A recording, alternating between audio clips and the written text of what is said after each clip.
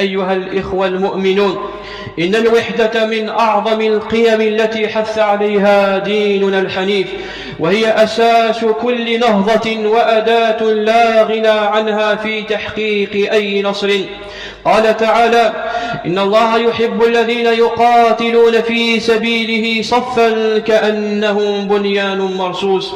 أيها المسلمون، إن الألفة بين القلوب واتحاد الصفوف ووحدة الكلمة عوامل لا بد منها لتحقيق النصر، ولذلك امتن الله على نبيه صلى الله عليه وسلم بأن أوجد له أصحابا متحدين متحابين أيده بهم وبنصرهم، كما قال تعالى: هو الذي أيدك بنصره وبالمؤمنين وألف بين قلوبهم، لو أنفقت ما في الأرض جميعا ما ألفت بين قلوبهم ولكن الله ألف بينهم إنه عزيز حكيم.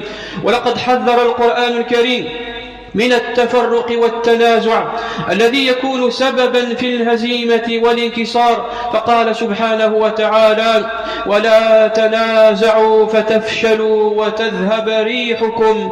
أيها المؤمنون، إن القوة لا يأتي من كثرتها بل من وحدتها وتكاتف أفرادها، فإذا كان الناس متحدين في هدفهم فإنهم قادرون بإذن الله على تحقيق النصر والتمكين.